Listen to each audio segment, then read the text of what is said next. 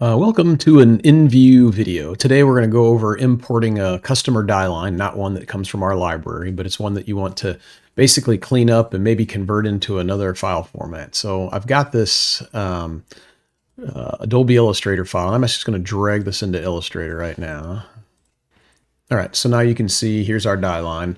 And what we want to do is, this already has some layers in this, but we really want to get them on EngView layers. And we have a plugin here that makes a lot of this easy for us.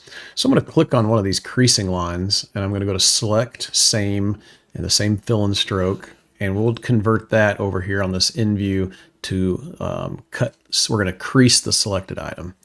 Then the same thing, we'll go grab one of these paths here and type or select, same, and fill and stroke. And now we're going to cut this one. Okay, so cut selected. We get a little bit, are you sure? Yes. All right, so now we're going to turn off the image layer because we now have an EngView layer. And let's launch this over into EngView. So I'm going to click over here on any of the EngView windows have this three little lines on here, and that allows us to launch into Package Designer. So now that we're in Package Designer, you'll see we just have our one tab. We've got our lines. We don't have any 3D yet or anything. But what we'd really like to do is start to come out and figure out, like, okay, great. Let's remove a bunch of our unused styles here. So we just basically got our cut lines and our crease lines. But let's see how good this artwork really is. So we're going to go to our Transformations tab.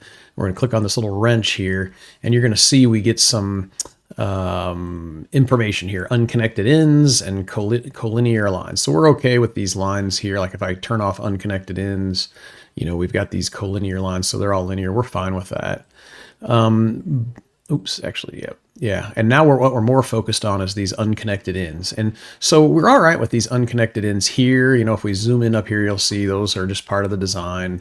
We're okay with these over here, but we're not really okay with these because notice this section here is all yellow. So this is basically not connected. So let's use our extend tool. We've got extend, trim, extend across, but we're going to extend here. We're going to extend over here, and now you can see that we've now got a different fill area, and we've just kind of cleaned up the rest of that. So that's good. So let's turn off our wrench, and let's go create a 3D out of this. And so if I click on my 3D and I generate a 3D, the first thing it's going to do is just bend everything to 90 degrees. And so you can see real quick, nice, we got a nice folded up item. We can look at it in a transparent view here, or, you know, we can make the folding better and everything like that if we want. But, you know, we're pretty much done. Now at this point, we can come in here and we could say File, Export, and maybe you want I'm in the 3D tab. We don't want to export a 3D. We're actually looking for this die line to maybe use in another program or somewhere else. So we can say Export, and we can choose a PDF, a DXF, a CF2, anything we want here, and we're ready to go. Now, in our case, there's a lot of other things we could do with this. We could go and nest it. We could go and actually, let's say that we want to have the production folding sequence, these kind of things. Let's go ahead and look at that now. So I'm going to come up here and I'm going to right click on this, and I'm going to say Generate Production Phase. And so we're going to go pick this type 1 here, and what we want to do is go ahead and automate the gluing process. So you'll see I've got this like, okay, hey, go match this on our box over here. So we'll click here, here, here, here, and then it finishes out for us, gives us the next thing here. We're going to work our way up. So we'll start here, here, there, and all right. So now we've generated our production phase. We'll hit finish. And what's pretty cool about this is, you know, we basically let everything fold at once, but if you watch this process, it's going to show you the gluing process. So this will fold up, and then the box will expand out. And then from here, if we wanted to go ahead and, you know, work on the different phases and stuff and have it all fold nicely like we'd like to, all that could be great. But let's say you got this die line from your customer, and, you know, you want it maybe just a slightly different size or something like that. Let's go see if this is already in the library or something similar. So I'm going to come up here and I'm going to say Find Matching Standard. We're going to use artificial intelligence, and we're going to scan through our library real quick. And we're going to see a number of different die lines. And, you know, some really common die lines would be like this one here, but this doesn't have this little cutout here and like this little cutout here. Same thing. This one's similar. This one's similar. But this one, it actually came up pretty early on in here, has these little drop down connections, but it doesn't have this other one in the middle, but we can fix that. But it does have some extra things here too that we don't want. So let's go ahead and select this and bring it in. So now you'll see that we have two drawings. We've got the original drawing here, and we've got this new drawing, but we've also got a new 3D. And the nice thing about the new 3D is it's actually all the work's already been done for you. So here's the folding sequence. Then we're going to expand out. You're going to see the bottom's going to fold in, so we don't have to go through the time of teaching it. Same thing on the top. And maybe this bottom is actually the way that you'd like it, and maybe that variation is good. But in our case, we can go back and we can say with a few easy modifications, we can make it like the other one. So let's come in here and we'll delete off this. We'll come in here and we'll delete off these guys right here. I think there's one more over here on this edge. Yep, we'll get rid of that one too.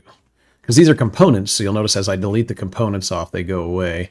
And you'll see this component here, it's telling us that it comes down 1/8 of an inch right now, and we'll figure out what the other one is in a minute. But let's go ahead and add that other part on that we had right here. So if you remember in this original drawing here, we had this little tab right here. So let's go ahead and add that with a component to ours. So we'll go to our Synergy components, and let's take a cut, and we'll grab this centered cut, and we'll drop it into place.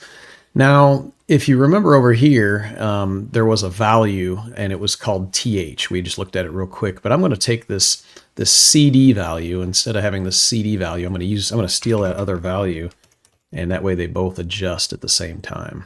So we'll say okay. So now you can see this is the same length as this. And let's go to our other drawing and let's see how far that length is. So we can come in here, and we can put some dimensions on here. So we'll say, all right, what's the dimension from here to here?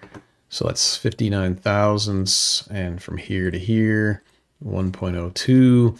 So let's go over to our other box here at the moment, and we'll match that up. So we'll take the parameters here, and we'll say this one, TH, is 0.059.